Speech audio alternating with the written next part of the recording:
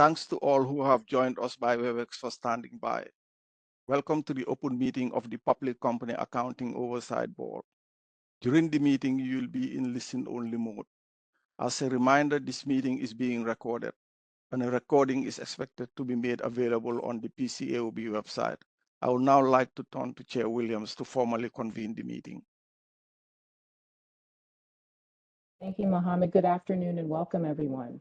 This is an open meeting of the Public Company Accounting Oversight Board on March 19, 2025. We welcome those of you who have joined us today by WebEx or dialing into the teleconference. Before we proceed with the agenda, I will note for the record that we have a quorum of board members present and we were able to hear one another. Effective QC systems protect investors. Ineffective QC systems put investors at risk. The PCAOB's new quality control standard, QC 1000, is designed to ensure investors are best protected through an integrated, risk-based approach that can be applied by firms of various sizes and complexity. The standard is effective December 15, 2025. As this is just under 9 months away, we thought it would be helpful to have a public presentation by our talented staff in the Office of the Chief Auditor to cover key components of the new standard, as well as address some comments we received from firms implementing the new requirements. We also want to remind firms of the several resources we have made available to assist them with their efforts. In addition, our staff in the Office of the Chief Auditor will provide an overview of what they have observed through their outreach to firms of various sizes to learn more about the progress that firms have made in implementing QC 1000. We encourage all firms to take advantage of the resources we have to support them as they work to design and implement their QC systems, so together we can ensure investors are best protected. I would now like to turn the presentation over to our Chief Auditor, Barb Vantage. Barb, please proceed. Thank you and good afternoon, Chair Williams and board members. We appreciate the opportunity to speak with you and to the public attending this presentation about the implementation of QC 1000. Ensuring a smooth and effective implementation of QC 1000 has been a top priority for the Office of the Chief Auditor. We've been actively engaged in providing firms with resources to facilitate implementation efforts, as well as answering questions about the standards and related amendments. To help firms navigate the new requirements, the staff have issued a variety of guidance materials. Those include staff guidance, staff presentation videos, a practice aid that includes a high-level overview of incremental features unique to QC 1000, and a comparison document that maps the text of QC 1000 against the requirements of ISQM1 and SQMS1. Additionally, we've developed an interactive chart that's available on the PCAOB website to serve as a practical tool for firms to quickly access relevant guidance materials, and most recently issued a series of knowledge checks that allow users to test their knowledge of various aspects of the new standard and related amendments. Beyond publishing guidance, we recognize that direct engagement is essential in addressing firms' implementation questions and ensuring a clear understanding of QC 1000, and that's why we've conducted outreach to firms of various sizes to discuss implementation topics and to provide more tailored support. Just yesterday, we were at a small business forum where the Office of the Chief Auditor's presentation included information on QC 1000, providing smaller firms with an opportunity to ask questions and to share insights. In the coming months, we will be attending additional small business forums, including one in Chicago on April 3rd and another in Jersey City on May 1st, as well as conducting 2 QC workshops to further support firms in their implementation efforts. We plan to host one workshop in Washington, D.C. on May 13th and another one in Dallas, Texas in early summer, targeted to firm personnel who are responsible for their firm's QC systems. These forums and discussions are critical in supporting firms' QC 1000 implementation efforts. Looking ahead, we remain committed to monitoring firms' progress and to providing continued support as needed. We have additional activities planned and will continue to engage with firms. QC 1000 represents an important step forward in strengthening audit quality, and we are committed to its full and effective implementation. I previously mentioned staff presentation videos. We have developed and published a video that offers an overview of the new standard and another one that provides a detailed discussion of the requirements for the firm's quality risk assessment process. Today we'll present our overview of the monitoring and remediation process, but before doing so, Jessica Watts from the Office of the Chief Auditor will provide a few remarks regarding the status of firm's implementation efforts. Jessica? Thank you, Barb. Good afternoon, Chair Williams and board members. As Chair Williams noted, QC 1000 is effective December 15, 2025. As a reminder, all registered firms must design their quality control systems to comply with the new requirements of QC 1000. Firms that perform audits of public companies or SEC registered brokers and dealers, in addition to designing their QC systems to comply with QC 1000, are also required to implement and operate the QC system they design, including monitoring the system and taking remedial actions where policies and procedures are not operating effectively. We refer to this as the continuous feedback loop. These firms are also required to perform an annual evaluation of their QC system and report the results of their evaluation to the PCAOB no later than November 30th on a new form called Form QC.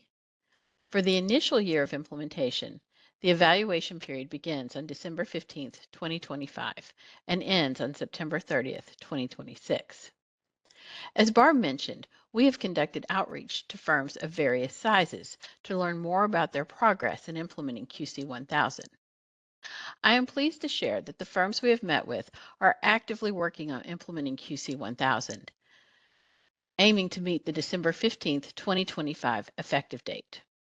Some of the firms formed internal working groups or steering committees to oversee their implementation efforts. As it pertains to larger firms, we've heard that some firms are also coordinating implementation efforts across international offices. As the board envisioned, firms are not starting from scratch and building QC 1000 compliant systems. Many of them have emphasized that their existing QC systems, developed under ISQM1, provide a strong foundation for QC 1000. To bridge the gap between the two standards, some firms have conducted a gap analysis mapping QC 1000 requirements against ISQM1, which became effective in December of 2022, reviewed and updated existing policies and procedures to ensure compliance with QC 1000, leveraged QC tools initially designed for ISQM1 to integrate QC 1000 requirements. For example, using the same tools for monitoring activities, adapted their global risk assessment models under ISQM1, tailoring them to U.S.-specific risks encompassed by QC 1000, or have performed or will be performing pilot tests for some aspects of the standard or dry run some of the procedures to assess their effectiveness for the updated QC system before the effective date. Overall, firms are making progress. In summary, some firms seem to be well on track with their implementation efforts with a good plan to get them to the December 15th, 2025 effective date, whereas others are in the early stages of getting ready. While their progress may seem slower, they seem to be actively working to be prepared for the effective date. With that, I would now like to turn to the discussion of the monitoring and remediation process. This process allows a key role in a firm's ability to identify and address deficiencies in its QC system, ensuring continuous improvement and compliance with QC 1000. To further support firms in this area, we have been developing guidance materials that address the requirements for the monitoring and remediation process. We plan to publish these soon, but for now, I will turn it over to Katerina Disna from the Office of the Chief Auditor to provide this overview. Thank you, Jessica, and good afternoon, board members. Today's staff presentation focuses on the monitoring and remediation process component, specifically covering the objective of the monitoring and remediation process, general requirements for monitoring and remediation process, and requirements related to designing and performing monitoring activities for engagements and the QC system itself. Given the intent of this staff presentation is to focus only on an overview of the monitoring and remediation process component, I will not be discussing all of the nuances of the standard and related amendments. We have prepared additional staff presentations covering other parts of the monitoring and remediation process component, including how to determine if engagement deficiencies exist, how to respond to engagement deficiencies, how to determine if QC observations and QC deficiencies exist, performing root cause analysis on QC deficiencies, and designing, implementing, and testing remedial actions. These additional staff presentations, together with today's staff presentation, will be available on our QC implementation webpage located on the PCAOB's website. QC 1000 describes 8 integrated components of the firm's QC system that are required to be included in the firm's design of its QC system. As a reminder, these components are consistent with other quality management standards, such as ISQM1 and AICPA's SQMS1, and include 2 process components, the firm's risk assessment process and the monitoring and remediation process, and 6 non-process components that address aspects of the firm's organization and operations. Today, we're focusing on the monitoring and remediation process component. While this component exists in other quality management standards, the underlying requirements differ in some respects. As Chair Williams and Barb mentioned, under QC 1000, the monitoring and remediation process is a key part of an effective QC system. It creates a feedback loop that informs the firm's risk assessment process, helping firms to identify and assess new and evolving quality risks and design and implement effective quality responses. The process keeps the firm focused on continuously improving its QC system with a view to improving audit quality. The monitoring and remediation process applies to all aspects of the firm's QC system, its design, implementation, and operation. It provides the basis for a firm's evaluation of and reporting on whether its QC system is effective. Now I'd like to talk about what makes the monitoring and remediation process effective. First, the process must provide the firm information about the design, implementation, and operation of its QC system that is relevant, reliable, and timely. The information obtained from monitoring activities informs the firm about the actions, behaviors, or conditions that contributed to such issues. The information may also provide insights to factors that help prevent deficiencies from occurring. Next, the process must be designed, implemented, and operated to provide reasonable basis for timely detection of engagement deficiencies and QC deficiencies. Timely, as it relates to the detection of engagement deficiencies, means that the firm's monitoring activities are designed to identify deficiencies as promptly as practicable. Finally, the firm's monitoring and remediation process must enable timely remediation of identified engagement deficiencies and QC deficiencies. And what constitutes timely depends on the deficiency's nature, scope, and impact. Under QC 1000, the process consists of 5 key elements. 1. Designing and performing engagement monitoring and QC system level monitoring activities. 2. Determining whether engagement deficiencies exist and responding to them. 3. Determining whether QC observations and QC deficiencies exist. 4. Performing root cause analysis of QC deficiencies.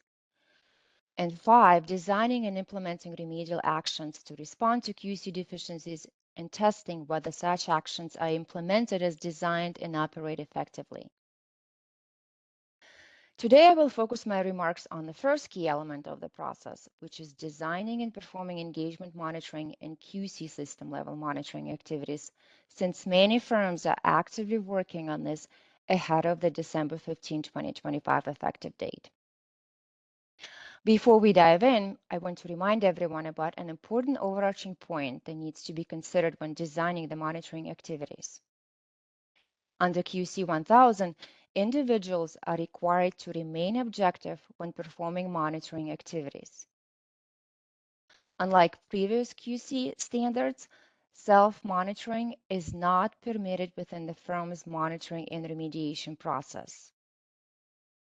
Whereas individuals are not permitted to perform monitoring procedures over the same areas for which they are responsible because they would not be objective. QC 1000 requires that the firm's QC system includes both engagement monitoring activities and QC system level monitoring activities. The two types of activities provide different kinds of information, and a firm needs to perform both to have a reasonable basis for detecting engagement and QC deficiencies and evaluating its QC system. Engagement monitoring activities are monitoring procedures performed on engagements, including in process and completed engagements. QC system level monitoring activities are monitoring procedures performed on aspects of a firm's QC system, including the firm's risk assessment and monitoring and remediation processes. We'll briefly discuss each monitoring activity next. So let's start with engagement monitoring activities under QC 1000. This includes monitoring activities over completed engagements, in-process engagements, and engagements performed at a level below substantial role. Some of these requirements vary based on the size of the firm. First, all firms that are required to design, implement, and operate a QC system in accordance with QC 1000 are required to perform monitoring activities over completed engagements. One element of this requirement is that firms inspect at least one completed engagement for each engagement partner over a cyclical period. Firms can choose any cyclical period that achieves their quality objectives, but if they adopt a cycle longer than 3 years, they are required to demonstrate how that cycle is adequate to provide a reasonable basis for detecting engagement deficiencies and QC deficiencies, taking into account factors in paragraph 64. Additionally, QC 1000 also requires firms to incorporate a level of unpredictability in their selection and monitoring of completed engagements. Now let's move to in-process engagements. Monitoring in-process engagements can help firms detect and prevent engagement deficiencies before the engagement report is issued, resulting in a more proactive and preventive monitoring approach that has the potential to benefit investors through improved audit quality. Firms with larger PCAOB audit practices are required to monitor in-process engagements, and all other firms are required to consider doing so and may determine, in light of their assessed quality risks, that in-process monitoring is a necessary or appropriate part of their QC system. As a reminder, firms with larger PCAOB audit practices are those firms that issued audit reports with respect to more than 100 issuers during the prior calendar year. Next, QC 1000 does not specify any particular monitoring activities. So the firm has discretion to select activities based on the nature and circumstances of the firm and its engagements, and the scope and nature of its other monitoring activities. Similarly, all firms that participate at a level below substantial role in another firm's engagements are required to consider performing monitoring activities over such work and determine whether it is appropriate to do so, given the firm's particular facts and circumstances. QC 1000 includes an optional scalability consideration, meant to assist smaller firms in their efforts for monitoring activities. In general, engagement monitoring activities are performed only on engagements as defined in Appendix A to QC 1000. So basically, it is any engagement performed under PCAOB standards. But some firms perform only a small number of engagements under PCAOB standards, and in extreme case, a firm that only has one issue engagement would have to monitor the same engagement every year. To address this, as you recall, the requirement and the standard is scalable. Firms that issued engagement reports with respect to 5 or fewer engagements under PCAOB standards during the prior calendar year could include audits not performed under PCAOB auditing standards in their engagement monitoring activities. Let's quickly recap the monitoring activities that I just covered. So engagement monitoring activities are monitoring procedures performed on engagements, including in process and completed engagements. QC system level monitoring activities are directed at the performance of activities under the requirements of QC 1000. QC 1000 includes factors in paragraph 64 and 65 that a firm is required to consider when determining the nature, timing, and extent of its engagement and QC system level monitoring activities. So before we move on to talk about factors, let's talk about monitoring samples.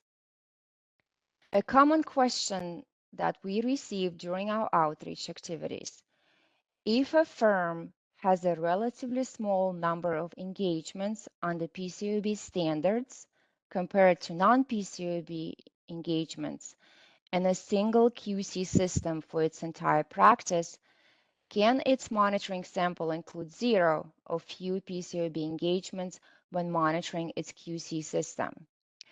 Jessica, I'm going to turn to you to address this. Thanks, Ekaterina. The answer is that it depends on the monitoring procedure the firm is performing. Under paragraph 61 of QC 1000, as we just covered, firms are required to perform engagement monitoring activities. In general, engagement monitoring activities are performed only on engagements as defined in the standard. Basically, any engagements performed under PCAOB standards. Therefore, firms are required to monitor PCAOB engagements. However, the board recognized that some firms perform only a small number of engagements, and in the extreme case, a firm that only has one PCAOB engagement would have to monitor the same engagement every year. In order to address this, as Ekaterina mentioned, the standard allows firms with 5 or fewer engagements to include monitoring of audits not performed under PCAOB standards, provided that such audits are selected taking into account the factors in paragraph 64.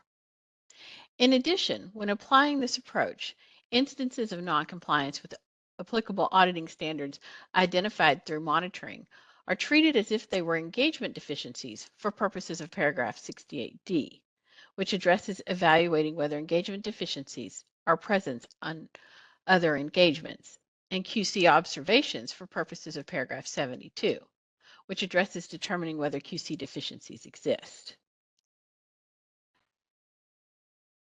So to emphasize, firms with 5 or fewer PCAOB engagements can incorporate non-PCAOB audits into their engagement monitoring sample, but they still have to treat any instances of noncompliance with applicable auditing standards as if they were engagement deficiencies and QC observations under QC 1000.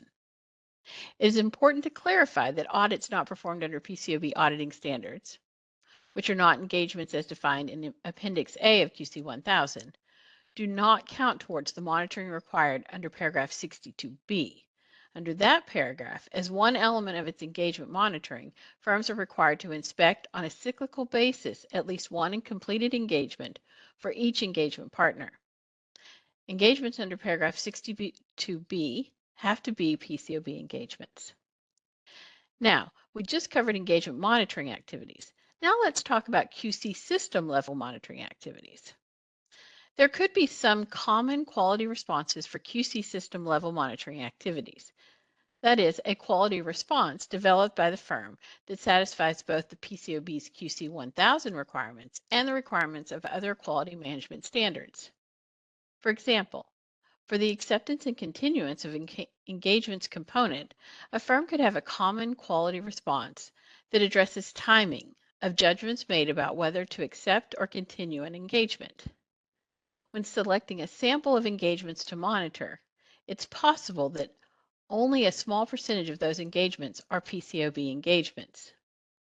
In another example, a firm could have a common quality response for the resources component that addresses evaluation of firm personnel at least annually. In monitoring the operation of that quality response, a firm could select a sample where there could be no firm personnel who work on PCAOB engagements.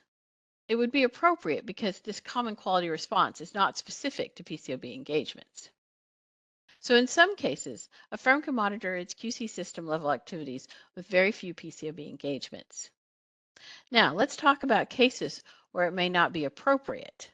For example, in the acceptance and continuance of engagements, the firm is monitoring a quality response that addresses independence of the firm and whether the services are permissible.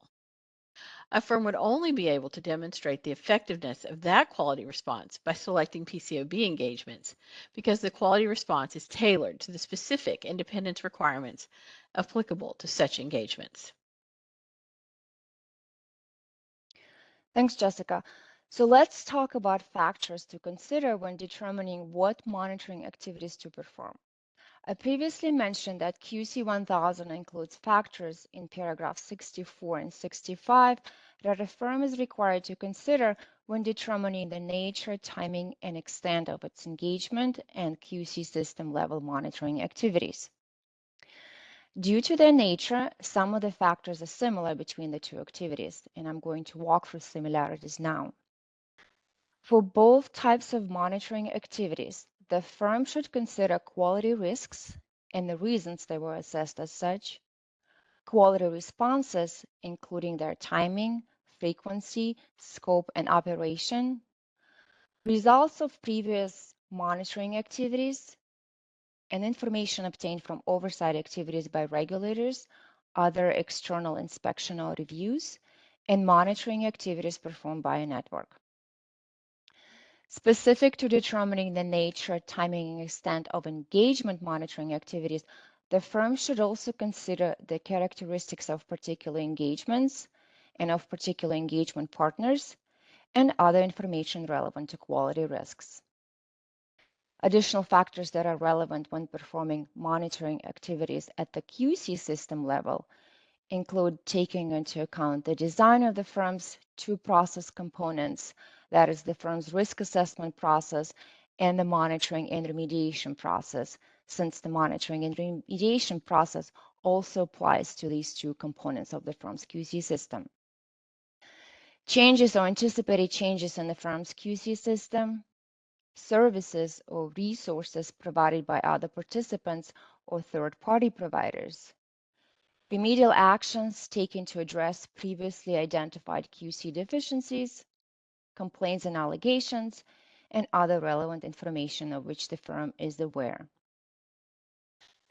Since a firm's QC system is a continuous and iterative process, these factors will generally lead a firm to perform different monitoring activities or employ different monitoring approaches over time.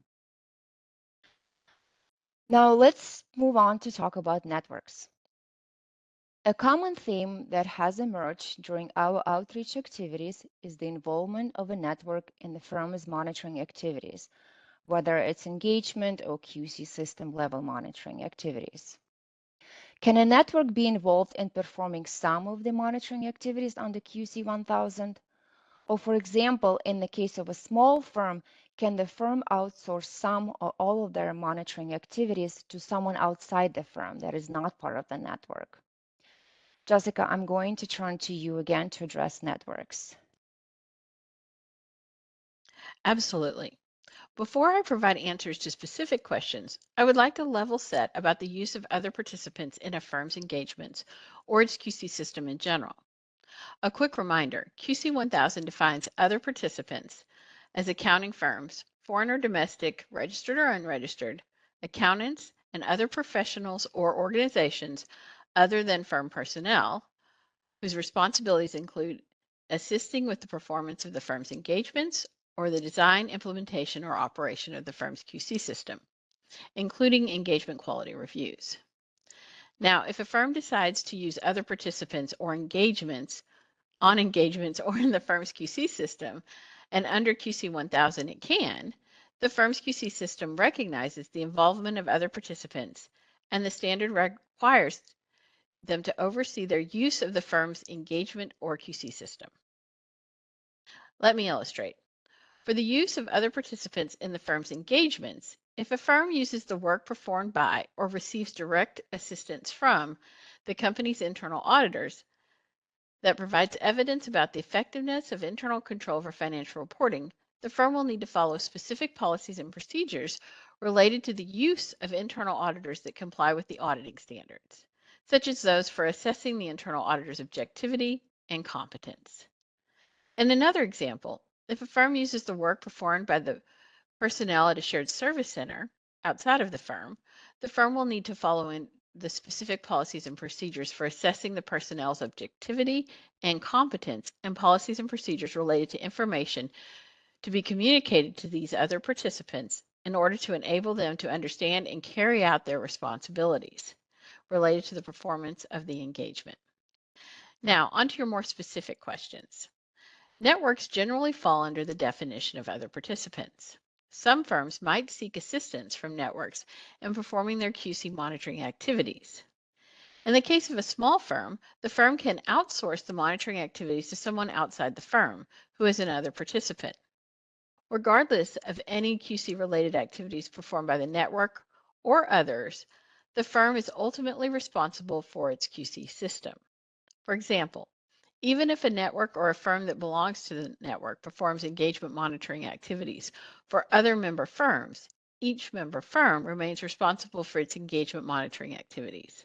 Specifically, each member firm has a responsibility to demonstrate how the nature, timing, and extent of engagement monitoring activities, including which completed or in-process engagements to select for monitoring, is specific to the firm and takes into account factors in QC 1000, paragraph 64.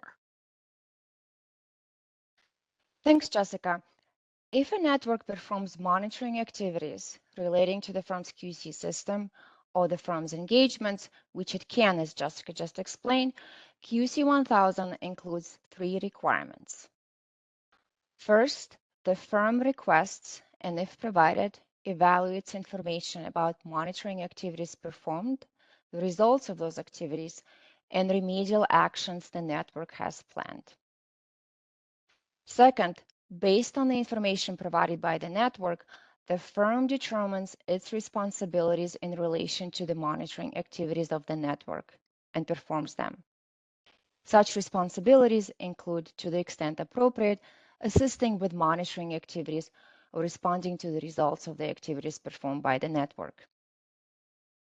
Third, the firm adjusts its monitoring activities as necessary based on the information it receives from the network. So let me illustrate. If a firm used the network independence tracking system to identify matters that may bear on the independence of a firm personnel, and if the network monitored the design and operation of the tracking system and provided the firm with relevant information about those activities, the firm is required to evaluate the monitoring activities performed by the network on the tracking system. In performing its evaluation, the firm needs to understand the scope of the network monitoring activities, such as whether the firm's personnel was selected for monitoring procedures, and if so, whether the population selected was sufficient to provide a reasonable basis for detecting engagement and QC deficiencies. To the extent provided, the firm is also required to evaluate the results of the testing performed by the network. And if deficiencies were identified, the remedial actions, if any, taken or proposed to be taken by the network. Under this example, the firm would also determine its responsibilities in assisting the network with any monitoring or remediation activities related to the tracking system. Now, there may be situations where a firm does not receive the information requested from the network. And if this is the case, the firm is not permitted to rely on the network's monitoring activities when planning its own monitoring activities. So consider a scenario where a firm requests but does not receive any information from the network about monitoring activities it performs over the independent software application that the firm uses.